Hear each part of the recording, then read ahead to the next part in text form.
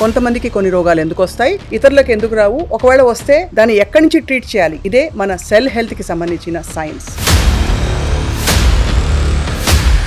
ఒంటి బరువుకి, excess fat deposits కి, body composition కి, డిసీజ్ కి దగ్గర అనుబంధం ఉందంటారా సార్? ఎన్ని జొమాటోలు, స్విగ్గీలు వచ్చిన తర్వాత ఇళ్లలో వంటలు కూడా చేసుకునే వాళ్ళు తగ్గిపోయారు. బరువు పెరుగుతారు. పెరిగిన తర్వాత నెక్స్ట్ వచ్చేది ఏంటి? డయాబెటిక్ అవుతారు. ఆ బరువు పెరిగిన తర్వాత సెల్స్ కి ఏమవుతున్న టైంలో దాంట్లో కొన్ని కణాలు తప్పు చేయటం మొదలు పెడతాయి. సో కాల్డ్ మెడిసిన్స్ వేసుకుంటాం, ఓవర్ ద కౌంటర్ ప్రిస్క్రిప్షన్ అవి, దాని వల్ల ఏమన్నా మన సెల్స్ కి డ్యామేజ్ అవుతున్నా? అసలు ఇది ఒక ఫండమెంటల్ క్వశ్చన్. అల్లోపతి అంటేనే సిమ్టమ్ ని అడ్రస్ చేయటం. మీరు గ్లూకోజ్ పెట్టారంటే పిచ్చికొక మాదిరి మొత్తం అదే లాగేసుకుంటుంది. హెల్తీ సెల్స్ కి అందనివ్వదు. అది బలంగా తయారయ్యి. ఈ బ్లాక్ సీడ్ ఆయిల్ ఏంటి సార్? ఇది బ్లాక్ సీడ్ అంటే కలోంజీ ఆయిల్. ఖురాన్లో రాసి ఉంటుంది, చావుని తప్పితే అన్నిటి నుంచి సేవ్ చేయగలిగేది ఏదంటే కలోంజీ అని. సైడ్ బెనిఫిట్స్ ఉంటాయి కానీ సైడ్ ఎఫెక్ట్లు ఉండవు. ఈ D3K2, ఈ D3 అన్నది వాట్ డస్ ఇట్ డూ? ఏం చేస్తుంది బాడీని? స్మాల్ ఇంటెస్టైన్ లో ఉన్న కాల్షియం ని అబ్జర్వ్ చేసి రక్తంలోకి తీసుకురాగల కెపాసిటీ D3కి ఉంటుంది. సో ఒక్క D3ని మనం బ్యాలెన్స్ చేయగలిగితే ఆర్థోపెడిషన్ తో పని లేదు, నెఫ్రాలజిస్ట్ తో పని లేదు, న్యూరాలజిస్ట్ తో పని లేదు, డెంటిస్ట్ తో పని లేదు, కార్డియాలజిస్ట్ తో కూడా పని లేదు. సో వాళ్ళని మీరు కంప్లీట్ గా క్యూర్ చేసి now they are living healthy happy life. 100 days maximum. ఇంకొద్ది 2 రోజులు ముందే అవుతుంది, లేకపోతే 2 రోజుల తర్వాత అవుతుంది. But they can see the symptoms from 11th day. Pain clears మనం వాడుతుంటాం, ఏదో నొప్పి వస్తే లేదు ఇంకోటి ఏదో వేసుకుంటాం. పెయిన్ కాన్సెప్ట్ ని మీరు ఎలా డీల్ చేస్తారు? మస్కోస్కెలిటల్ రిలీఫ్ కి అందరూ అల్ట్రా సెట్ అంటున్నారు, నేను అల్ట్రా సెల్ అంటాను. ఇదేనా? అది ద సేమ్ థింగ్. దాంట్లో వావిలాకు నుంచి ఎక్స్ట్రాక్ట్ చేసిన ఆయిల్, తులసి నుంచి ఎక్స్ట్రాక్ట్ చేసిన ఆయిల్, ఉసిరి నుంచి ఎక్స్ట్రాక్ట్ చేసిన ఆయిల్, కొబ్బరి నూనె, ఈ 4 కాంబినేషన్ లో క్యాప్సిల్ చేస్తే నొప్పి తగ్గుతుంది. ప్రధానంగా హెల్దీ అడల్ట్ వాళ్ళకి ఏ రోగం లేదు, వాళ్ళు సెల్ హెల్త్ క్లినిక్ వచ్చారో లేదో, బట్ మీరు నమ్మే 2-3 సూత్రాలు. 40 నిమిషాలు కనీసం ఎక్సర్సైజ్ ఉండాలి. 20 నిమిషాలు యోగాను, ప్రాణాయామాలు చేయండి. 4 లీటర్లు ఖచ్చితంగా నీరు తాగండి.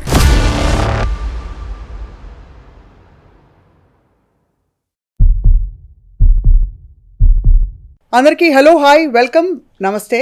నా పేరు Swapna. Welcome to this special health series ఎక్స్క్లూజివ్గా మీ సుమన్ టీవీలో. మనకి ఆధునిక యుగంలో మోడర్న్ మెడిసిన్ ఎంత అడ్వాన్స్ అయిపోయిందంటే కామన్ కోల్డ్ నుంచి క్యాన్సర్ దాకా ఎడాపెడా మందులు వచ్చేసాయి. కానీ ఎవరు కూడా అసలు కోల్డ్ ఎందుకు వచ్చింది, క్యాన్సర్ వీళ్ళకే ఎందుకు వచ్చింది అని చెప్పమంటే చెప్పలేకపోతున్నారు. దానికి ఒకటే ఒక పరిష్కారం ఉంది. మన పురాతనమైన సైన్స్ని తీసుకుని దాన్ని మోడర్న్ మెడిసిన్స్తో, మోడర్న్ మెథడాలజీతో జోడించి ఒక కొత్త తరహా పరిశోధన ఇప్పుడు బయలుదేరింది.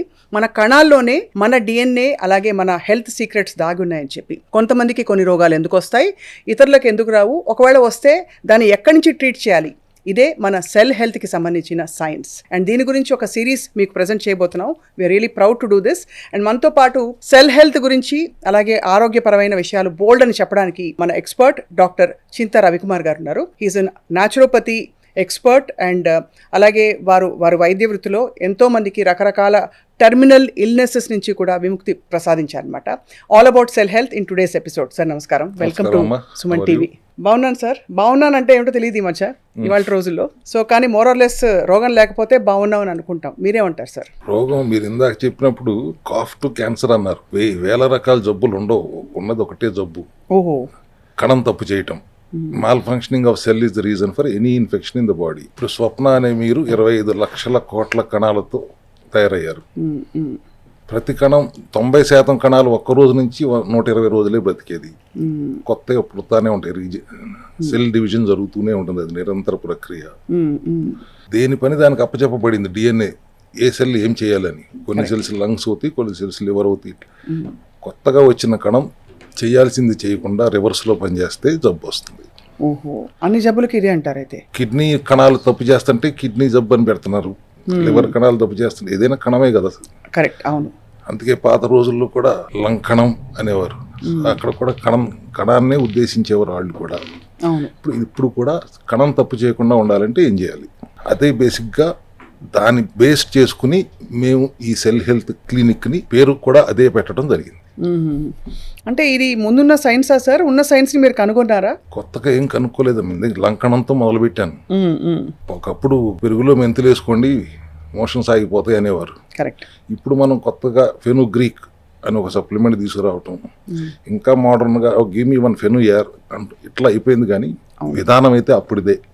అన్నీ కూడా పాత విధానాలని మళ్ళీ గుర్తు చేయటమే మా ప్రయత్నం. కానీ కొత్తగా ఏ సైన్స్ పుట్టలేదు. ఇప్పుడు ఋషుల దగ్గర కాలం నుంచి ఉన్న ఆయుర్వేదం అనేది పుట్టింది మన భారతదేశంలో అనేది గర్వంగా చెప్పుకోగలం. సున్నాను కనిపెట్టింది మనం అయితే ఆయుర్వేదం కూడా మనదే. కానీ ఇవాళ ఉన్న ఆయుర్వేదం అప్పటి ఆయుర్వేదం మధ్యలో వ్యత్యాసం ఉంటుంది. ఎందుకంటే మూలికల న్యూట్రిషన్ అప్పటిలాగా ఇప్పుడు ఉండదు కాబట్టి పురుగు మందులతో స్నానం చేయించిన. సరే, ఈ మందులు బాధేయడం అనేది ఒకటి ఏదైతే మనం సోకాల్డ్ మెడిసిన్స్ వేసుకుంటాం ఓవర్ ద కౌంటర్ ప్రిస్క్రిప్షన్వి, అవి దానివల్ల ఏమన్నా మన సెల్స్కి డ్యామేజ్ అవుతుందా? అసలు ఇది ఒక ఫండమెంటల్ క్వశ్చన్. అల్లోపతి అంటేనే సిమ్టమ్ని అడ్రస్ చేయటం, రూట్ కాజ్ని అడ్రస్ చేయరు. మీకు అందరికి కూడా ఇవాళ అదే కావాలి, అర్జెంటుగా నొప్పి తగ్గిపోవాలి, వెళ్ళి పని చేసుకోవాలి, సంపాదించుకోవాలి, కుటుంబాన్ని చూసుకోవాలి. అంతేగాని దాని మూలాల్లోకి వెళ్ళే అంత సమయం మీకు ఇవాళ జనరేషన్కి ఉండట్లేదు. బట్ అల్లోపతినే ఎందుకు ఆశ్రయిస్తున్నారు? అంతకుముందు జిల్లాకు ఒక గవర్నమెంట్ హాస్పిటల్ ఉండేది, ఇప్పుడు రోడ్డుకి ఒక 100 హాస్పిటల్స్ వచ్చేసినాయి, కానీ జబ్బులు తగ్గట్లేదు. Correct. Allopathy is basically symptom addressing mechanism. Emergency వస్తే మళ్ళీ అల్లోపతి తప్పితే ఇంకెవరు లేరు, దేవుళ్ళే వాళ్ళు. సర్జరీ చేయాలంటే వాళ్ళే చేయాలి, ఆక్సిజన్ పెట్టాలన్నా ఎటువంటి ఎమర్జెన్సీ అయినా ఆ మెకానిజం అల్లోపతినే ఫాలో అవ్వాలి. కానీ మేము ఇక్కడ రూట్ కాజ్ని అడ్రస్ చేస్తాం. రూట్ కాజ్ని అడ్రస్ చేసే క్రమంలో వాళ్ళని ఎలా మీరు డయాగ్నోస్ చేసి, అందరికీ ఇన్స్టెంట్ పరిష్కారాలు కావాలి మీరు అన్నట్టు, దాని ప్రాసెస్ అంతా కూడా మెథడాలజీ సెల్ లెవెల్ నుంచి ట్రీట్ చేసుకుంటూ ఆ రోగాన్ని తరిమేయడం అంత ఈజీయా సార్? చాలా ఈజీ. సెల్యులార్ లెవెల్లో శరీరం అంటేనే సెల్స్. సెల్ తప్పు చేయకూడదు అన్నాను. ఎందుకు తప్పు చేస్తుంది అనేది కూడా మనం డయాగ్నోస్ చేయాలి. రెండే కారణాలు: అందవలసిన పోషక పదార్థాలు అందకపోవటం, అందకూడని విష పదార్థాలు మీరు అందటం, deficiency and toxicity. So first thing you have to do is detox the body. అంతే కదా. Then address the deficiency, balance the deficiency and keep the malfunctioning cell on starving. వాటిని పస్తు పెట్టండి. వాటికి కావాల్సిన ఆహారం ఇవ్వకుండా వాటిని పస్తు పెడితే వాటి ఇమ్యూనిటీ పడిపోయి 100 నుంచి 120 రోజులుగా 90% సెల్స్ బతికేది. ఆ 100 రోజులు వాటిని పస్తు పెట్టి చంపటం, మనం చంపక్కర్లు అవే చేస్తాయి. ఎవ్రీ సెల్ 90% సెల్స్కి ఆయుష్ రాసి ఉంటుంది. ఒక్క రోజు నుంచి 120 రోజులే బతికేది. ఇప్పుడు మనం మాట్లాడుకుంటుంటే 1 కోటి సెల్స్ పుట్టుంటాయి, 1 కోటి సెల్స్ చచ్చిపోయి ఉంటాయి కూడా. సో ప్రతి క్షణం అలా రీజనరేషన్ జరుగుతూ ఉంటుంది బాడీలో. ఎస్ అమ్మా, సెల్ డివిజన్ జరుగుతూనే ఉంటుంది, కొత్తవి వస్తూ ఉంటాయి. That's cycle. ఇంత అద్భుతమైన మెకానిజం మన శరీరానికి మించిన అద్భుతం మెకానిజం లేదు. కానీ అందరూ మర్చిపోయేది ఏంటి? సైకిల్ కొంటే సర్వీసింగ్ ఇస్తారు. ఇంత పెద్ద వాహనానికి సర్వీసింగ్ అవసరం అనే చిన్న విషయం మర్చిపోతారు. 6 నెలలకు ఒకసారి ఒక 20 రోజులు 21 రోజులు బండి సర్వీసింగ్ ఇవ్వండి అనేది నా నినాదం అసలు basic.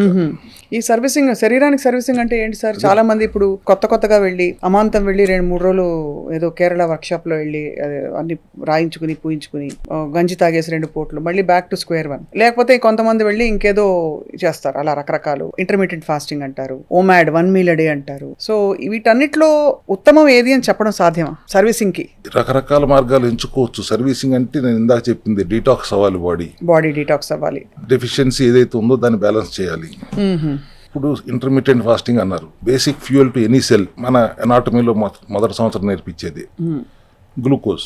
But healthy cells glucose పెట్టినా, ఫైబర్ పెట్టినా, ఫ్యాట్ పెట్టినా, ప్రోటీన్ పెట్టినా, ఏది పెట్టినా అది తినేసి వాటి పని చేసుకుంటే టైం వచ్చినప్పుడు చనిపోతాయి, కొత్తవి వస్తూ ఉంటాయి.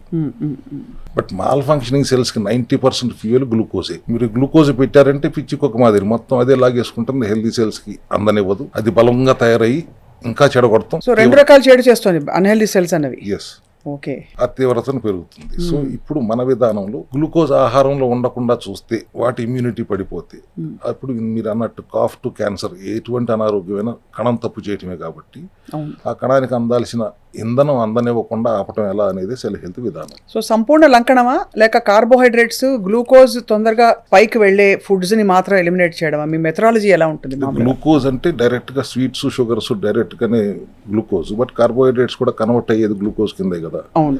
అల్ట్రా లో కార్బ్, టోటల్ గా కార్బోహైడ్రేట్ ఇన్హిబిట్ చేయడం ఎవరి వలన కాదు. కూరగాయల్లో కూడా ఉంటుంది. నాట్ మోర్ దాన్ 10% కార్బోహైడ్రేట్ ఉండేలా చూసుకుంటూ ఒక విధానం. అది చేయలేము అన్న వాళ్ళకి ఆటోఫేజీ. ఆటో అంటే సెల్ఫ్, ఫేజీ అంటే ఈటింగ్, సెల్ఫ్ ఈటింగ్. మన cells, healthy cells unhealthy cells ని, డెడ్ సెల్స్ ని తినేయటం అనేది ఆటోఫేజీ. బట్ దానికి 16 గంటల నుంచి 18 గంటలు ఫాస్టింగ్ లో ఉండాలి. ఆ మిగతా 6 నుంచి 8 గంటల విండోలో ఒకసారి తింటారా, 2 సార్లు తింటారా, మీ ఇష్టం. ఇది కనిపెట్టినందుకు జపాన్ లో ఆ సైంటిస్ట్ కి నోబెల్ ప్రైజ్ ఇచ్చారు. సో మీరు ఇంటర్మీడియట్ ఫాస్టింగ్ అంటే 12 గంటలు అనుకుంటున్నారు, 16 నుంచి 18 గంటలు చేయగలిగితేనే అప్పుడు మీరు కార్బోహైడ్రేట్ తిన్నా ఏమవ్వదు. 16 నుంచి 18 గంటల నిడివి ఉంటేనే అది ప్రాపర్ ఇంటర్మీడియట్ ఫాస్టింగ్. ఏదో చాలా మంది ఒక 8 గంటల విండోలో ఎడాపెడా కుమ్మేస్తారు ఫుల్గా, అన్ని దొరికినవన్నీ తినేసి నేను ఇంటర్మీడియట్ ఫాస్టింగ్ అని చెప్పుకుంటారు. 8 గంటల విండో తింటే పర్వాలేదు, 12 గంటలు ఇంటర్మీడియట్ ఫాస్టింగ్ అనేది ఎందుకు ఉపయోగం లేదు. ఓకే. కార్బోహైడ్రేట్ తినాలనుకుంటే ఆటోఫేజీ చేయండి. కార్బోహైడ్రేట్ తినకుండా ఉండగలను అనుకుంటే ప్రోటీన్, ఫైబర్, ఫ్యాట్ మీద ప్రోటోకాల్ పెట్టుకోండి. ఈ రెండిట్లో ఏది అనుకూలం అనుకుంటే అది చేయండి. కానీ వాటికి ఇంధనం ఎంత తక్కువ అందించగలమో అంత తక్కువ అందించాలి అనేది క్రైటీరియా. సో ఒకసారి మా అందరికీ అర్థమయ్యేలా చెప్పండి సార్. ఇప్పుడు ఇంధనం అందించకుండా ఉంటే లోపల సెల్స్ అంటే ఏం చేస్తాయి ఆ టైంలో? అవి అల్లాడిపోతాయా, లేకపోతే వెతుక్కుంటాయా, లేకపోతే మాకు విజువల్గా అర్థం అవ్వడానికి చెప్పండి. ఇమ్యూనిటీ పడిపోతుంది, వాటికి ఆకలి వేస్తాను, దానికి ఆహారం అందట్లేదు. ఎలా తీసుకోవచ్చు ఆహారం అనేది మనకంటే తెలివిగా ఆలోచిస్తానికి ప్రయత్నం చేస్తుంది కణం. ఏమిటి? Bad cells. సో మీరు గ్లూకోజ్ ఎవరా, ప్రోటీన్ చైన్ ఏమైనా దొరుకుతుందా, గ్లూటామిన్ అని ప్రోటీన్ చైన్ ఉంటుంది, దాని నుంచి ఇంధనం తీసేసుకోవడానికి ప్రయత్నిస్తుంది. అది కూడా మీరు ఇన్హిబిట్ చేస్తే omega-6 ఫ్యాటీ యాసిడ్ ఉందా ఎతికేస్తుంది. చీర ఏవి కాకపోతే సరే ఫ్యాట్ నుంచి కూడా తీసుకుందాం అని ప్రయత్నం కూడా చేస్తుంది. సో ఆ వెతుకులాట ప్రాసెస్లో 100 రోజులు అయిపోతుంది. సో రిజల్ట్ మనకి త్వరగా రావడానికి కార్బోహైడ్రేట్స్ని ఇన్హిబిట్ చేయటం అనేది. క్యాన్సర్ కూడా అంతే. అంటే ఒంటి బరువుకి, తర్వాత ఎక్సెస్ ఫ్యాట్ డిపాజిట్స్కి, బాడీ కాంపోజిషన్కి, డిసీజ్కి దగ్గర అనుబంధం ఉందంటారా సార్? ఒబేసిటీ అనేది ఇవాళ చాలా పెద్ద మహమ్మారిలాగా తయారైపోయింది. ఎందుకు? చేతులారా చేసుకుంటున్నాం కాబట్టి. జంక్ ఫుడ్ ఇవాళ బయట ఎన్ని జొమాటోలు, స్విగ్గీలు వచ్చిన తర్వాత ఇళ్లలో వంటలు కూడా చేసుకునే వాళ్ళు తగ్గిపోయారు. పేరెంట్స్ కూడా పిల్లలకి చిప్స్, కుర్కురేలు పెట్టేసి హాయిగా అంత పెంట చేసేసుకుంటున్నారు కదా. చాలా ఇబ్బందికరమైన పరిస్థితుల్లో ఉన్నారు. ఆఫీసుల్లో కూర్చుని ఆర్డర్ పెడితే ఎట్లా నోట్లోకి వస్తుంది. సో ఇటువంటి అన్ని ఉన్నప్పుడు బరువు పెరుగుతారు. బరువు పెరిగిన తర్వాత నెక్స్ట్ వచ్చేది ఏంటి? డయాబెటిక్ అవుతారు. బరువు పెరిగిన తర్వాత సెల్స్కి ఏమవుతుంది? ఆ టైంలో మొద్దుగా కూర్చుంటాయా లోపల, లేకపోతే బ్యాడ్ సెల్స్గా తయారవుతాయా? దాంట్లో కొన్ని కణాలు తప్పు చేయటం మొదలు పెడతాయి. ఓకే. మీరు తినే ఆహారంలో నుంచి స్మాల్ ఇంటెస్టైన్ గ్లూకోజ్గా కన్వర్ట్ చేసి రక్త ప్రవాహంలోకి పంపిస్తుంది. మీ 25 లక్షల కోట్ల కణాలకి శక్తి కావాలి, ఆ గ్లూకోజ్ నుంచి వాడుకోవాలి. వాటంతటా వాడుకో కాబట్టి ప్యాంక్రియాస్లో ఉన్న బీటా సెల్స్ ఇన్సులిన్ తయారు చేస్తుంది. ఆ ఇన్సులిన్ వెళ్ళి గ్లూకోజ్ని సెల్స్ అన్నిట్లో నింపుతుంది. సెల్స్ అన్ని నిండిపోయినాయి గ్లూకోజ్తో, ఇంకా రక్తంలో గ్లూకోజ్ మిగిలి ఉంది. అప్పుడు మళ్ళీ ఇన్సులిన్ వెళ్ళి లివర్కి చెప్తుంది, అందరికి అర్థమయ్యే భాషలో చెప్తుంది, లివర్కి చెప్తుంది దీన్ని ఫ్యాట్ కింద కన్వర్ట్ చేయని. అది ఫ్యాట్ కింద, ట్రైగ్లిజరైడ్స్ కింద కన్వర్ట్ చేస్తుంది. 50 రూపాయల నోటు కాదు, 500 రూపాయల నోటు కింద కన్వర్ట్ చేసి ఎడిపోస్ టిష్యూస్ అని ఉంటాయి బాడీలో, ఆ ఫ్యాట్ సంచులు, ఆ సంచులన్నింటినీ నింపుతుంది. ఫ్యాట్లో సంచులన్నీ కూడా నిండిపోయిన తర్వాత ఇంకా బ్లడ్లో గ్లూకోజ్ ఉంటే దాన్ని డయాబెటిక్ సిచ్యువేషన్ అంటున్నాం. అది భరించలేక ఇంకా దాన్ని డయాబెటిస్ అంటాం. డయాబెటిక్ అవ్వకముందు ఏమవుతుంది? సంచులు నింపుతున్నారు. సంచులు నిండిపోయినప్పుడు ఒబేసిటీ వస్తుంది. దాన్ని అక్కడ మీరు ఆ ఫ్యాట్ సంచుల నుంచి శక్తి తీసుకుని వాటన్నిటిని ఖాళీ చెయ్యకపోతే డయాబెటిక్ అవుతారు. So this is a basic logic. దీంట్లో బయట నుంచి గ్లూకోజ్ ఇవ్వడం ఆపేయాలి, లోపల ఉన్న సంచుల్ని వాడుకోవాలి. సో అన్నిటికీ ఫౌండేషన్ మనకు అర్థం అవుతుంది లంకణం అంటారు. లంకణం పరమౌషధం అని పెద్దలు ఊరికే అనలేదు. అవునమ్మా, అది మాత్రం అదే లంకణం చేస్తూ ఒకసారి తింటారా 2 సార్లు తింటారా అనేది పరిస్థితిని బట్టి, ఆ మనిషి మెటబాలిజంని బట్టి మనం సూచిస్తాం జరుగుతూ ఉంటుంది. సో తద్వారా ఇది చాలా ఫస్ట్ టైం ఇలా సెల్స్ వాటంతట అవే బ్యాడ్ సెల్స్ ఇంకా నిర్వీర్యం అయిపోయి క్షీణించిపోతాయి. ఆ సెల్ రీజనరేషన్ లో కొత్త సెల్స్ మంచిగా పుట్టుకొస్తాయి అన్నది అంతే కాన్సెప్ట్. అప్పుడు డిసీజ్ ఆటోమేటిక్ గా ఎలిమినేట్ అయిపోతుంది. ఆ disease cells, mall functioning cells చనిపోతాయి, చెడగొట్టలేక చనిపోతాయి. వదిలేస్తే అన్నిటిని చెడగొడుతూ చనిపోతాయి. రైట్. చెడిపోయిన కణాలు మళ్ళీ అదే పని చేస్తూ ఉంటాయి. సో చెడగొట్టనివ్వకుండా ఆపాలి అంటే వాటికి ఆహారం అందకుండా హెల్దీ సెల్స్ ఇమ్యూనిటీ పెంచేలాగా ఆహార విధానం ఉండాలి అనేది సెల్ హెల్త్ విధానం. సరే, ఇప్పుడు ఈ మధ్య ఇన్ఫ్లమేషన్ అనే పదం ఊత పదంలా వాడేస్తున్నారు అందరూ. మీ దృష్టిలో as a naturopathy doctor inflammation నిజమైనదా లేక మన భ్రమ? అసలు ఇన్ఫ్లమేషన్ అంటే ఏం జరుగుతుంది బాడీలో అనుకోవాలి? ఇవాళ ఇమ్యూనిటీ ఎంత స్ట్రాంగ్గా ఉంటే అంత తక్కువ ఇన్ఫ్లమేషన్ వస్తుంది. వాళ్ళ ఇమ్యూనిటీ ఎంత స్ట్రాంగ్ ఎక్కడ ఉంటుంది? 3 సంవత్సరాల పిల్లల దగ్గర నుంచి హాస్పిటల్కి వెళ్తున్నారు కదా, కళ్ళజోళ్ళు పెట్టేసుకుంటున్నారు కదా. ఒకప్పుడు 50 సంవత్సరాలు వచ్చేదాకా హాస్పిటల్ మొహం చూసేవాళ్ళం కాదు, ఇవాళ 5 సంవత్సరాల నుంచి హాస్పిటల్కి వెళ్తున్నారు. ఎందుకంటే ఇమ్యూనిటీ ఉండట్లేదు. వైరల్ డిసీజెస్ సీజనల్గా వచ్చాయి, ఇప్పుడు కంటిన్యూస్గా వస్తున్నాయి. ఎందుకంటే మనిషిలో ఇమ్యూనిటీ ఉండట్లేదు. ఇమ్యూనిటీ ఎప్పుడైతే పడిపోతుందో ఇన్ఫెక్షన్స్ వస్తాయి. ఇన్ఫ్లమేషన్ అంటే ఏంటి? Lots of infection in the body. అంతే. దానికి మీరు ఇందాక ఏం పరీక్షలు చేయించుకోవాలి? అంతే కదా, ఏం పరీక్షలు చేయించుకోవాలనే ఒక డౌట్ ఉంటుంది. అంటే మామూలుగా ఏదో సిబిపి చేయించుకుంటే వైరల్ మార్కర్స్ కనిపిస్తాయి. కొన్ని పర్టికులర్ జ్వరంగా వస్తే అది ఇంకొక ఇది. కానీ ఏ సిమ్టమ్స్ లేకుండా నాకు ఇన్ఫ్లమేషన్ ఉందని విద్యాబాలన్ గారు చెప్పారు ఫర్ ఎగ్జాంపుల్. బాడీలో ఇన్ఫ్లమేషన్ ఉంది, యాంటీ ఇన్ఫ్లమేటరీ డయట్ ఎప్పుడైతే నేను మొదలు పెట్టానో అప్పటి నుంచి నాకు ఇది తగ్గిపోయింది మొత్తం అంతా అని చెప్పింది. ఇన్ఫ్లమేషన్కి ఈఎస్ఆర్ సిఆర్పిఓ చేయించుకుంటున్నారు. ఇన్ని పరీక్షలు ఎన్ని వచ్చినాయి, 1000 టెస్టులు వచ్చేసినాయి కదా. అవును. అసలు ఇవన్నీ అవసరమా? ఇది ఒక పెద్ద మాఫియా కాదా? ఒకప్పుడు 4 బయట పెట్టమనేవారు, కళ్ళు చూసేవారు, గోర్లు చూసేవారు, నాడి చూసేవారు, అంతే కదా. ఏ టెస్టులు ఉండేవి కాదు కదా, డయాగ్నోస్ అయ్యేదిగా. ఇవాళ 20 రూపాయలతో రియేజెంట్ వస్తుంది, 300 నుంచి 5,000 రూపాయలు టెస్ట్ ఛార్జ్ చేస్తున్నారు. ఇప్పుడు మీరైనా పెట్టేసుకోవచ్చు స్వప్న డయాగ్నోస్టిక్స్ అని ఉంది. 20 రూపాయలు పెడితే రియేజెంట్ వస్తుంది, సిబిపి టెస్ట్ అయిపోతుంది. ఇదంతా NABL అప్రూవ్డ్ ల్యాబొరేటరీలో కూడా మోసం జరుగుతుంది. టెస్ట్స్ అనేవి కన్వీనియన్స్ కోసం, డాక్టర్స్ కన్వీనియన్స్ కోసం తయారైంది. కానీ ఇప్పుడు దానివల్ల ఏమైంది, డాక్టర్స్ డయాగ్నోస్ చేయడం కూడా మర్చిపోయారు. టెస్టులు చూసుకుని దాని ప్రకారం రాసేస్తున్నారు. సో టెస్టులు తప్పు రిజల్ట్ వస్తే కరెక్ట్, డయాగ్నోస్ తప్పు అవుతుంది, ట్రీట్మెంట్ తప్పు అవుతుంది. Come back to the same, let us go to the root cause. Immunity పెరిగితే ఏ జబ్బు రాదు. ఇమ్యూనిటీ పెరగటం అనేది జరగట్లేదు. లేదు, ఇమ్యూనిటీ ప్రొటెక్ట్ చేయాల్సిన ఇమ్యూనిటీ హెల్దీ సెల్స్ మీద దాడి చేయటం వల్ల ఆటో ఇమ్యూన్ డిసీజెస్ వస్తున్నాయి. ఇప్పుడు type 1 డయాబెటీస్ నుంచి, సోరియాసిస్ దగ్గర నుంచి, క్రాన్స్, మయాసైటిస్, లూపస్, ఇవన్నీ కూడా auto immune diseases. Auto immune diseases లో సెల్స్ ఏం చేస్తున్నాయి, వాటి మీద అవే దాడి చేస్తున్నాయి. ఎందుకు వస్తుంది ఆ మెసేజ్ సిగ్నల్? దానికి 70% ఆఫ్ ది ఇమ్యూనిటీ గట్లో ఉంటుంది. గట్ ఒక రకంగా చెప్పాలంటే ఇమ్యూనిటీకి ట్రైనింగ్ ఇస్తుంది, ఏమి రానివ్వచ్చు, ఏమి రానివ్వకూడదు అని. ఇప్పుడు గట్ హెల్దీగా లేదనుకోండి, డిస్బయోసిస్ జరిగింది అనుకోండి, good bacteria bad bacteria balance తప్పింది అనుకోండి, అది ట్రైనింగ్ ఇవ్వలేని పరిస్థితుల్లో ఇమ్యూనిటీ కన్ఫ్యూజ్ అవుతుంది. సెల్ఫ్ టాలరెన్స్ కోల్పోయి సొంత సెల్స్నే శత్రువులుగా భావించి దాడి చేస్తుంది. దానివల్ల వచ్చే జబ్బులు ఆటో ఇమ్యూన్ డిసీజెస్. ఇప్పుడు ఇక్కడ మూల కారణం, రూట్ కాజ్ ఏంటి? Gut health. మీరు అట్లా కాకుండా స్టెరాయిడ్లు వేసేసి ఇమ్యూనిటీ పడగొట్టేద్దాం అని చేసే ప్రయత్నం అంతా వ్యర్థం అవుతుంది. అందుకని ఆటో ఇమ్యూన్ డిసీజెస్కి క్యూర్ అనేది లేదు, కంట్రోల్ చేయడానికి ప్రయత్నం తప్పితే. మన దగ్గర ఎందుకు గర్వంగా చెప్పగలుగుతున్నాం, రూట్ కాజ్కి వెళ్ళి అడ్రస్ చేస్తున్నాం, గట్ హెల్త్ని ఇంప్రూవ్ చేస్తున్నాం, అవసరమైతే కొలోన్ హైడ్రోథెరపీ చేస్తున్నాం, చిన్న పేగుని పెద్ద పేగుని హెల్దీగా ఉండేలా చేస్తున్నాం. సో దట్ ఇమ్యూనిటీకి అది మళ్ళీ ట్రైనింగ్ ఇచ్చి బ్యాలెన్స్ చేయగలుగుతాం. ఇమ్యూనిటీని సప్రెస్ చేయటం కాదు, ఇమ్యూనిటీని బ్యాలెన్స్ చేస్తూ గట్ హెల్త్ని ఇంప్రూవ్ చేస్తున్నాం సెల్ హెల్త్ విధానంలో. అందుకే ఆటో ఇమ్యూన్ డిసీజ్ కూడా చాలా ఇట్లా చిటికేస్తే తగ్గిపోయినట్టుగా తగ్గిపోతాయి. చాలా ఆశ్చర్యకరమైన విషయం సార్, బికాస్ ఇవన్నీ మనకి బేసిక్స్ లో ఉన్నాయి, కానీ వీటిని పక్కకు దోసి ఇది ఆల్టర్నేటివ్ మెడిసిన్ అని ఒకటి ట్యాగ్ వేసేసి చాలా మంది మెయిన్ మెడిసిన్ దుప్పటి కప్పేసి దాని మీద బోలెడన్ని టెస్ట్లు, ట్రీట్మెంట్స్, ప్రోటోకాల్స్ పెట్టేసి రూట్ కాజ్ నుంచి లిబరేట్ చేయలేకపోతున్నారు. ఎందుకంటే ఎంతకాలం బతికినా సెల్స్ లెవెల్ నుంచి అందరూ హ్యాపీగా హెల్దీగా ఉండాలనేదే కోరిక ఉంటుంది. సో దీనిలో సార్ ఇప్పుడు న్యాచురోపతిలో, మామూలుగా ఆయుర్వేదంలో న్యాచురోపతిలో మనకి పొట్ట బాగుంటే అన్నీ బాగుంటాయి అన్నది ఒక నమ్మకం. సో ఫస్ట్ క్వశ్చన్ ఏమడుగుతారు, మీకు విరోచనం బాగా అవుతున్న విరోచనం అని చెప్పి. సో మీరు సెల్ హెల్త్ విధానంలో sir what are your diagnostic tools మీకు మీ వరకు? పొట్ట బాగుంటే అంటే నేను దాన్ని గట్టు బాగుంటే అన్నాను అంతే.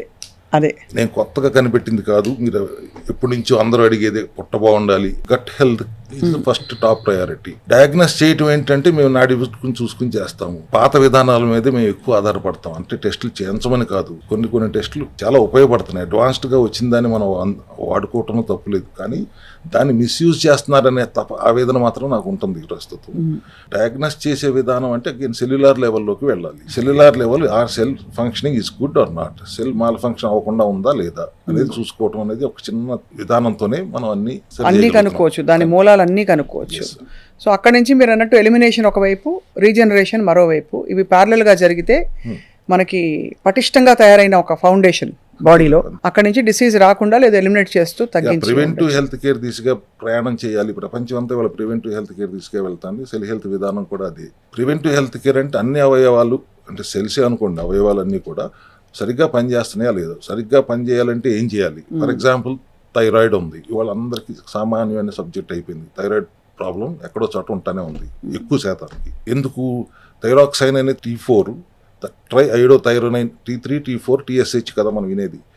T4 ఇన్యాక్టివ్ ఫామ్లో ఉంటుంది, T3 యాక్టివ్ ఫామ్లో ఉంటుంది. ఈ ఇన్యాక్టివ్ది యాక్టివ్గా కన్వర్ట్ అయ్యేది ఎక్కడ? లివర్లో, కిడ్నీలో, గట్లో. సో ఈ మూడు సరిగ్గా ఉంటున్నాయా లేదా చూసుకున్నంతసేపు మనకి థైరాయిడ్ ప్రాబ్లం రాదు.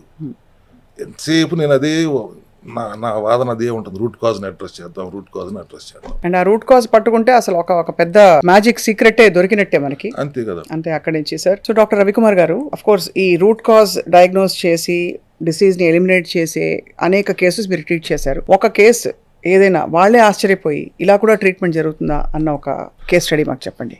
అమ్మ ఇప్పుడు 4 సంవత్సరాలుగా 75,000 మంది పేషెంట్లు మా దగ్గరికి రావడం జరిగింది. దానికంటే కొద్ది కరెక్ట్ ఫిగర్ కాదు కానీ 75 పైచిలకు. బరువు తగ్గటం చాలా తేలిక అనేది అందరూ నమ్మలేనిది మా దగ్గర ఈజీగా జరిగేది. జీవితాంతం షుగర్ మందులు వాడాల్సిందే డయాబెటిక్ అయితే అనే దాన్ని రివర్స్ చేసి మందులు వాడాల్సిన అవసరం లేదు, 100 రోజులు సినిమా మా దగ్గర ఉంటే చాలు అని చెప్పి ఎంతో మందిని రివర్స్ చేశాం 100 రోజుల్లో. ఫ్యాటీ లివర్, థైరాయిడ్ లాంటి సమస్యలను కూడా చాలా అవలేలుగా ఏదైనా 100 రోజుల సినిమానే మన దగ్గర. అంటే జస్ట్ జోక్ కోసం అన్నాను కానీ 100 days ఎందుకన్నాను, సెల్ లైఫ్ 120 days దాటి లేదని చెప్పే కదా 95% సెల్స్. ఎక్కడ తగ్గని జబ్బు నా దగ్గరే తగ్గుతుంది అనేది చెప్పాలంటే మాత్రం సోరియాసిస్. 100 daysలో నరకం సోరియాసిస్ అంటే. Not only physical problem, itching కానీ దురదలు కానీ, మెంటల్గా also they are not very happy. Because బయటికి వెళ్ళి ప్రజల ముందుకు వెళ్ళినప్పుడు అవన్నీ చూస్తే అంటరాని వాడికి ఎంత వస్తారు వెళ్ళి. అవును, చాలా పెద్ద స్టిగ్మా అది. అటువంటి దాన్ని రివర్స్ చేయగలిగినప్పుడు వాళ్ళు అసలు వాళ్ళ కళ్ళ ఆనందాన్ని చూసిన తర్వాత ఆ కిక్కే వేరే అలాగా ఉంటుంది మాకు. Sir of course cell level diagnosis okay.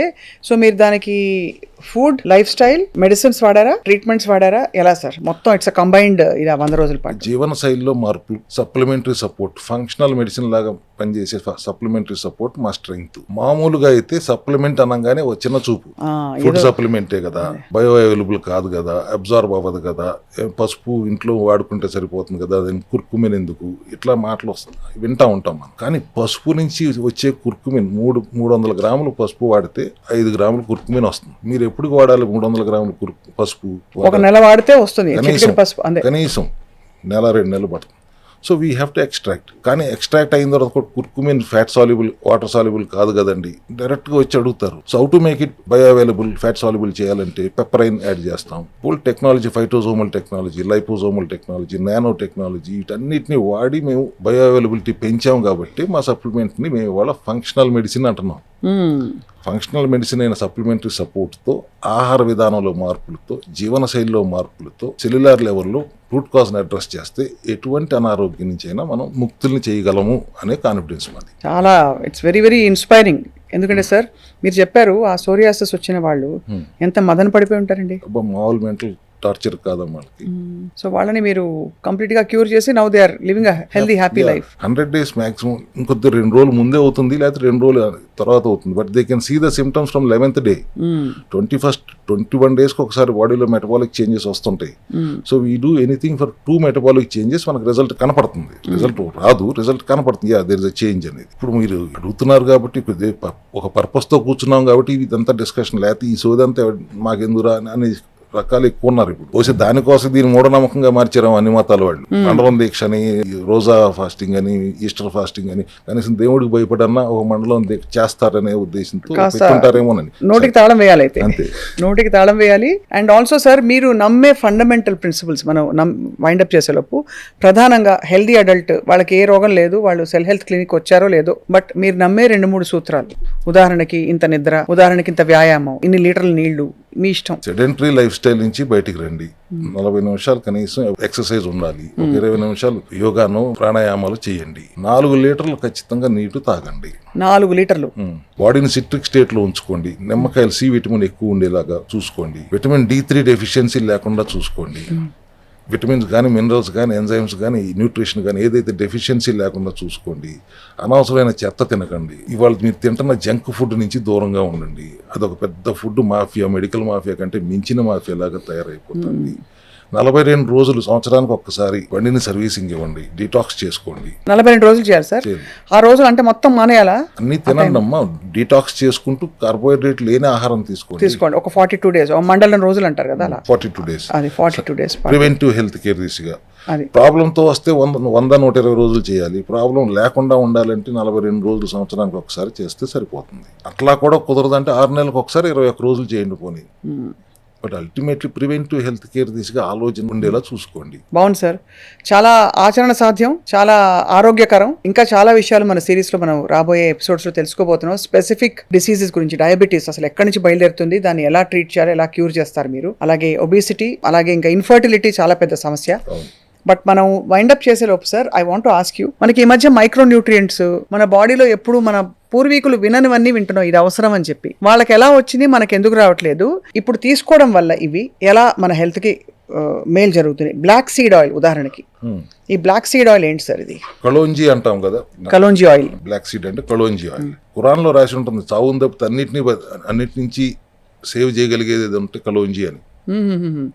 అంటే అంత పవర్ ఉందా సార్? ఇన్ఫ్లమేషన్ అన్నారు ఇందాక, inflammation anti inflammatory properties black కలోంజీలో ఉన్నంతగా దేంట్లోనూ ఉండదు.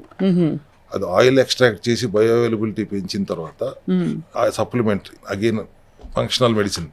బయో అవైలబిలిటీ అంటే మనకి అబ్జార్ప్షన్ ఉండడం, వేసుకున్న వెంటనే అది పని చేయటం మొదలు పెట్టి ఎంత తిన్నామని కాదు, బుల్లెట్ దిగిందా లేదా అంతే. అది తెలుసుకోవాలంటే ఇదే.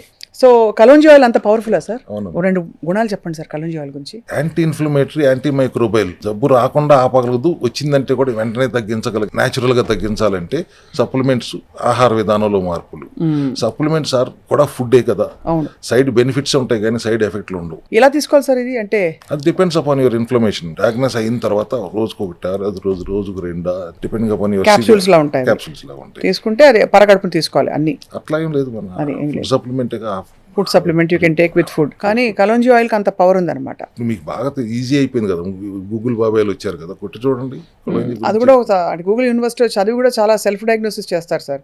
మళ్ళీ ఓవర్ తీసేసుకుంటే మళ్ళీ ఇబ్బంది కదా. అసలు వీడియోలు చూసో గూగుల్ చూసో ఆరోగ్యాన్ని ఎట్లా కాపాడుకుంటారు? You have to go and consult proper care advisor correct before doing anything. Diet చేసేద్దాం అనుకుంటారు, ఏది పడితే డైట్ చూసాం, యూట్యూబ్లో చూసాం అని చేసేస్తాం. చాలా పొరపాటు. అది ఎట్టి పరిస్థితుల్లో అటువంటి పొరపాటు చేయకూడదండి. హైడ్రేటెడ్ గా ఉండండి, సిట్రిక్ స్టేట్ లో ఉంచండి, ఆల్కలైన్ స్టేట్ లో ఉంచండి శరీరాన్ని. 42 days డిటాక్స్ చేయండి బాడీని. ఒకప్పుడు మీరు మన పాతకాలంలో పొద్దునే నిద్ర లేకంగానే చెంబట్టుకుని వెళ్ళిపోయేవారు, జాడించి కొట్టేసేవారు. ఇప్పుడు బెడ్రూమ్ లోనే బాత్రూమ్ వచ్చింది, ఫోన్ పట్టుకుని పేపర్లు పట్టుకుని వెళ్ళి దాంట్లో కూర్చుంటున్నారు కానీ రావట్లేదు, ముక్కుతున్నారు. అంటే ఏంటి? మళ్ళీ again gut health is completely disturbed. Mind కూడా ఫోకస్ అయి ఉండదు కదా సార్. పొట్టని ఎలిమినేట్ చేయాలనే థాట్ లేకపోతే అసలు మైండ్ కి మనసుకి పని ఎక్కడ ఇస్తున్నారు? పని చేయనిస్తున్నారా? ఏదైనా కానీ రీల్స్ చూసేయటం, ఇన్స్టాల్ చూసేయటం, అక్కడ ఏం కనపడింది చేయటమే కానీ మనసు పెట్టి ఆలోచించే రోజులు పోయినాయి అనిపిస్తుంది నాకు. 100% సార్. ఫుడ్ ఈటింగ్ కూడా ఒక పెద్ద డిజార్డర్ అయిపోయింది. ఆర్డర్ లో కూడా డిజార్డర్. అంటే మనం మెజర్ చేసి ఇది కార్బోహైడ్రేట్, ఇది ప్రోటీన్ అని కృతకంగా తింటున్నాం, హాయిగా తినడం లేదు. తినేదే మీరు చెప్పిన elimination of what ever of sugars, glucose తీసేసిన ఆ తినేదేదో హాయిగా తినొచ్చు. అలా కాకుండా ఒక టెన్షన్ పడిపోయి తింటున్నారు అందరూ. అందుబాటులో ఉన్న ఫుడ్ కూడా చాలా చండాలమైన food, processed food, packed food తింటున్నారు. అదొక పొరపాటు కాదు. మంచిగా తిందాం, ఇంట్లో వండుకుని తిందాం అంటే కూడా మనకు కావాల్సినంత పోషక విలువలు ఇవాళ ఉన్న ఫుడ్ లో ఉంటుందా? కూరగాయల్లో ఉంటుందా? పురుగు మందులతో స్నానం చేయించిన కూరగాయలు, కార్బోహైడ్రేట్లతో పండించిన పళ్ళు, ఇంజక్షన్లతో పెంచిన కోళ్లు, మేకలు. ఆహార చికిత్సా విధానం అని మీకు చెప్పి ఇంటికెళ్ళి తినండి అని చెప్తే మాకు భయం వేస్తుంది, మీరు ఏం తింటున్నారు అని కూడా. ఆర్గానిక్ గా తినాలి అంటే ఆర్గానిక్ ఎక్కడ దొరుకుతుందండి? చాలా కొద్దిగా మాత్రమే దొరుకుతుంది అని ఒక భయం మాకు కలుగుతుంది. కాబట్టి అవేర్నెస్ పెంచాలి. గో ఫర్ మోర్ ఆర్గానిక్ అనే దాని మీద మన అవేర్నెస్ పెంచాలి అనేది మా తపన. సార్ మరొక సప్లిమెంట్ అడుగుతారు మనం వైండప్ చేసే లోపు. ఈ మధ్య వైటమిన్ D3 లోపం అందరిలో ఉంది. ఇన్ఫాక్ట్ నేను కూడా మనం టెస్ట్ చేయించుకుంటే నాకు బాగానే లోపం ఉంది. ఏదో 60,000 ఏదో ఉంటుంది కదా, అది వారానికి ఒకటి వేసుకోమన్నారు. ఇది మీరు ఈ D3K2 అంటే ఏంటి sir? Potassium. So potassium and ఈ D3 అన్నది వాట్ డస్ ఇట్ డూ? ఏం చేస్తుంది బాడీని? D3 is a very good anti oxidant. చాలా పనులు చేస్తుంది శరీరంలో. బట్ స్మాల్ ఇంటెస్టైన్ లో ఉన్న కాల్షియం ని అబ్జర్వ్ చేసి రక్తంలోకి తీసుకురాగల కెపాసిటీ D3కి ఉంటుంది. వచ్చిన రక్తంలోకి వచ్చిన దాన్ని అక్కడే ఉండనివ్వకుండా బోన్స్ కి, నరాలకి, బ్రెయిన్ కి, పంటికి అందించే వ్యవస్థ K2 చేస్తుంది. సో D3 తక్కువ ఉంటే తక్కువ కాల్షియం అబ్జర్వ్ అవుతుంది, తక్కువ కాల్షియం బొయ్యికలకి, నరాలకి అందుతుంది. దానివల్ల మీకు orthopaedic problems, neurological problems, nephrological problems. పైపెచ్చు రక్తంలోకి వచ్చిన తర్వాత K2 లేకపోతే అది గుండె నాళాలను బ్లాక్ చేయడానికి కూడా కాల్షియమే ముఖ్య కారణం, ముఖ్య భూమికి వహిస్తుంది. కాల్సిఫికేషన్ అయిపోయి ప్లేక్ ఫార్మేషన్ దోహదపడుతుంది కదా. సో ఒక్క D3ని మనం బ్యాలెన్స్ చేయగలిగితే ఆర్థోపెడిషన్ తో పని లేదు, నెఫ్రాలజిస్ట్ తో పని లేదు, న్యూరాలజిస్ట్ తో పని లేదు, డెంటిస్ట్ తో పని లేదు, కార్డియాలజిస్ట్ తో కూడా పని లేదు. వారానికి ఒక్కసారే వాడమని చెప్తున్నారు కొన్ని ఎల్లోపతి వాళ్ళు. అది కూడా సింథటిక్ వేస్ట్ టాబ్లెట్ ఇస్తున్నారు. మనం లిచిన్ అనే హర్బ్ నుంచి ఎక్స్ట్రాక్ట్ చేసి బయో అవైలబిలిటీ రోజుకు 10,000 ఇస్తాం మనం. 60,000 వారానికి ఒకసారి ఇచ్చి నువ్వు బయోలాజికల్ రేంజ్ 30 నుంచి 130 వరకు ఉండాలని చెప్తే ఎప్పటికీ మీ ఆ రేంజ్కి అందుకోరు. పైపెచ్చు బాగా నొప్పులతో వెళ్తే 6 లక్షల అయ్యి ఇంజక్షన్ కూడా చేస్తున్నారు వాళ్ళు. వారం రోజులతో ఇంకో 4 లక్షలు 10 లక్షలు టాక్సిక్ అయినప్పుడు మీరు 6 లక్షల ఇంజక్షన్ ఎట్లా చేస్తారు? అంతే కదా. Definitely it is not toxic. And D3 ఎంత ఎక్కువ ఉంటే అంత మంచిది. న్యాచురల్ ఫామ్లో హెర్బల్ ఎక్స్ట్రాక్ట్ నుంచి D3 తీసుకుని K2 కాంబినేషన్లో పెట్టాం. సో దట్ క్యారీ రక్తంలోంచి కూడా మళ్ళీ అక్కడికి బయటికి వెళ్ళాలంటే K2 అవసరం. సో సెల్ హెల్త్ సప్లిమెంట్స్ నాకు అర్థమవుతుంది ఏంటంటే bioavailability is much higher. మామూలుగా దొరికే సప్లిమెంట్స్కి దీనికి పెద్ద తేడా అది. It's poles apart. అంటే అంత డిఫరెన్స్ సార్ పేషెంట్స్ చెప్తారా ఇది వాడిన తర్వాత నాకు ఇలా డిఫరెన్స్ వచ్చింది? రోజుల్లో మళ్ళీ టెస్ట్ చేసుకుని రమ్మంటాం కదా, అక్కడే తెలిసిపోతుంది. రిపోర్ట్స్ చూస్తేనే అద్భుతాలు జరుగుతున్నాయి. అండ్ D3 లోపం వల్ల సార్ చాలా మందికి డిప్రెషన్ కూడా వస్తుంది. D3 అల్టిమేట్గా కాల్షియం ఉంది. మీరు కార్డియాలజిస్ట్ దగ్గరికి వెళ్తారు, హార్ట్ బ్లాక్, కొలెస్ట్రాల్ ఎక్కువైపోయింది అంటారు. కానీ అల్టిమేట్గా జరుగుతుంది కాల్షియం వలన, కొలెస్ట్రాల్ వలన కాదు మీ హార్ట్ ప్రాబ్లం అని తెలిసినప్పుడు ఆటోమేటిక్ యాంటీ ఆక్సిడెంట్గా పనిచేసేది బ్రెయిన్ బ్యారియర్, గట్ బ్రెయిన్ యాక్సెస్ని డిస్టర్బ్ చేస్తుంది. So definitely D3 deficiency is a basic problem అందరిలోనూ. ఒకప్పుడు ఉండేది కాదు. కష్టపడి పని చేసేవారు, ఆడవాళ్ళతో సహా మగవాళ్ళు పొలాలు వెళ్ళి పని నేర్చుకునేవారు, ఎండలో ఉండేవారు, ఎండలో పని చేసేవారు, శ్రమ చెమట పట్టేలా పని చేసేవారు. అందుకని అప్పట్లో ఉండేది కాదు. ఇప్పుడు KVR పార్క్లో చెట్ల కింద రౌండ్ వేసేస్తే D3 రాదు కదా. తప్పనిసరిగా సప్లిమెంటరీ సపోర్ట్ అవసరం ఉంటుంది. మధ్యాహ్నం పూట డాబా మీదకి వెళ్ళి 10 నిమిషాలు కూర్చున్నా కూడా సరిపోదు కదా సార్. టైమింగ్ కూడా మధ్యాహ్నం అల్ట్రా వైలెట్ రేస్ ఎక్స్పోజ్ అవ్వకూడదు. మరి అదొక ప్రాబ్లం. అదే మెండప్ మంది వేస్తే మోకాలు నొప్పి వచ్చినట్టు ఇంకో ప్రాబ్లం వస్తుంది దాంతో. అది కాబట్టి ఇవన్నీ ప్రాపర్ గా సైంటిఫిక్ అండర్స్టాండింగ్ తో తీసుకోవడం చాలా అవసరం. D3 K2 how to and K2 కూడా దాంతో కూడా ఉండడం అనేది ఆ కాంబినేషన్ ఎవరు హెల్త్ లో మాత్రమే దొరుకుతుంది. ఎందుకంటే అగైన్ రూట్ కాజ్ కాల్షియం రక్తంలోకి రావటం ఇంపార్టెంట్. వచ్చింది బోన్స్ లోకి వెళ్ళాల్సింది, చేయాల్సిన పని ఎవరు చేస్తారు? K2 చేస్తుంది. అవును సార్. అందుకని రెండింటిని కాంబినేషన్ పెడితే రిజల్ట్ ఫాస్ట్ గా ఉంటుంది. సార్ పెయిన్ కిల్లర్స్ గురించి ఒకసారి మాట్లాడదాం బిఫోర్ వి వైండ్ అప్. అల్ట్రాసెట్లు, రకరకాల పెయిన్ కిల్లర్స్ మనం వాడుతూ ఉంటాం. ఏదో నొప్పి వస్తే లేదు ఇంకోటి ఏదో వేసుకుంటాం. సో పెయిన్ కిల్లర్స్, పెయిన్ కాన్సెప్ట్ని మీరు ఎలా డీల్ చేస్తారు? అంటే అప్పటికప్పుడు వచ్చిన పెయిన్, తలనొప్పి కావచ్చు, మస్క్యులర్ పెయిన్ కావచ్చు. మస్కోస్కెలిటల్ రిలీఫ్ కి అందరూ అల్ట్రా సెట్ అంటున్నారు, నేను అల్ట్రా సెల్ అంటాను. ఇదేనా? అది ద సేమ్ థింగ్. దాంట్లో వావిలాకు నుంచి ఎక్స్ట్రాక్ట్ చేసిన ఆయిల్, తులసి నుంచి ఎక్స్ట్రాక్ట్ చేసిన ఆయిల్, ఉసిరి నుంచి ఎక్స్ట్రాక్ట్ చేసిన ఆయిల్, కొబ్బరి నూనె, ఈ 4 కాంబినేషన్ లో క్యాప్సిల్ చేస్తే నొప్పి తగ్గుతుంది. తగ్గిపోతుంది వెంటనే అంటే అరగంటలో తగ్గుతుంది. న్యాచురల్ గా జరిగే తతంగం ఇది. మీరు అవన్నీ న్యాచురల్ గా తీసుకోలేరు కాబట్టి ఎక్స్ట్రాక్ట్ చేస్తే బయో అవైలబిలిటీ ఎక్కువ ఉంటుంది కాబట్టి అల్ట్రా సెల్ అని పెట్టాను. ఇట్స్ నాట్ అల్ట్రా సెట్ అనేది మళ్ళీ అది ఒక సైడ్ ఎఫెక్ట్లు ఉంటాయి. వాటికి గ్యాస్ ఫార్మేషన్ ఉంటుంది, దీనికి గ్యాస్ ఫార్మేషన్ ఉండదు. పైపెచ్చు గ్యాస్ ఉన్న వాళ్ళకి కూడా ఆ గ్యాస్ ప్రాబ్లం నుంచి ముక్తులు చేస్తుంది. It solves gastric problem also along with pain. ఇది SOS తీసుకోవాలి. అంటే నొప్పి వచ్చినప్పుడు తీసుకోవాలి మనం. లేకపోతే మీరు అన్నట్టు ఆ మిగతా పెయిన్ కిల్లర్స్తో ఒక పెద్ద బెడదేవాడు. ఇప్పుడు డాక్టర్లే చెప్పేస్తారు, అలోపతి డాక్టర్లు, కిడ్నీని వాయించి అవతలు పెడుతుంది ఎక్కువ తీసుకుంటే అని చెప్పి. స్టెరాయిడ్లు కదమ్మా, మార్ఫిన్ లాంటివన్నీ ఇట్స్ వెరీ బిగ్ సైడ్ ఎఫెక్ట్లు వస్తాయి. కిడ్నీలు ఒకసారి కిడ్నీ దెబ్బతిన్న తర్వాత కిడ్నీని సరి చేయటం 99% నాట్ పాసిబుల్. అదే మిగతా ఏ ఆర్గన్ అయినా మనం సరి చేయొచ్చు, కానీ కిడ్నీని సరి చేయడం చాలా చాలా కష్టం. అక్కడ దాకా వెళ్ళొద్దు అండి. చాలా ఐ థింక్ 2-3 విషయాలు కోరగా వాళ్ళు తెలుసుకున్నాం. ఏంటంటే సార్, ఒకటి లంకణం పరమౌషధం, దానికి ఒక విధి విధానం ఉంటుంది, దాని ప్రకారం చేసుకోవాలి. ఇష్టం వచ్చినట్టు ఏదో మాడితే అది పనిచేస్తుంది అనుకోవడం తప్పు. రెండోది సప్లిమెంట్స్ని చిన్న చూపు చూడకూడదు. సప్లిమెంట్స్ చాలా అవసరం బాడీకి.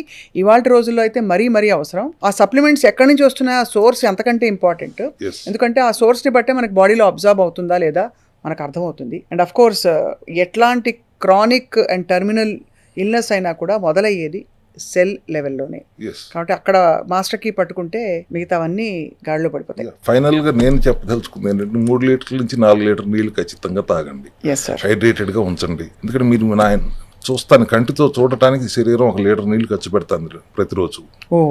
మీరు గాలి పీల్చుకోవడానికి ఇన్హేల్ అండ్ ఎక్సేల్ 1 లీటర్ ఖర్చు పెడుతుంది. మీరు మాట్లాడటానికి సెలైవా కోసం 1 లీటర్ ఖర్చు పెడుతుంది. మీ ఫిజికల్ యాక్టివిటీ కోసం 1 లీటర్ ఖర్చు పెడుతుంది. రోజుకు 4 లీటర్ నీళ్లు శరీరం ఖర్చు పెడుతుంది మీకోసం. దానికి వెనక్కి ఇచ్చేయాల్సిన బాధ్యత మనకు లేదా? 100% ఉంది సార్. ఎన్ని రోజులు ఖర్చు పెడుతుంది, తర్వాత డిహైడ్రేట్ అవుతుంది, తర్వాత జబ్బులు వస్తాయి. ఒక 3 లీటర్లు 4 లీటర్లు నీళ్లు తాగుతానికి ఏంటి ఇబ్బంది మీకు? అంటే దీని మీద 2 చాలు, మినరల్స్ పోతాయి, రకరకాల అవి చలామణి అయిపోయి. రెండోది బద్ధకం, మూడోది ప్రాపర్ గా అవైలబిలిటీ ఉండకపోవడం, దాని ఇంపార్టెన్స్ తెలియకపోవడం. Maybe I will add diluted butter milk in that 4 liters. అంతే, అంతకంటే కొబ్బరి నీళ్ళు ఓకే. కొబ్బరి నీళ్ళు డైట్ లో ఉంటే వద్దు, గ్లూకోజ్ ఉంది దాంట్లో కూడా. దానిలో కూడా గ్లూకో ఇవన్నీ ఉన్నాయి, చిట్కాలు తెలుసుకోవాలి sir. We have a long series of conversations రాబోయే రోజుల్లో. బట్ ఇవాళకి సార్ చాలా విషయాలు చెప్పారు డాక్టర్ రవికుమార్ గారు. Thank you so much sir. మళ్ళీ కలుద్దాం. థ్యాంక్ యూ అమ్మా. నమస్తే అండి. Thank you.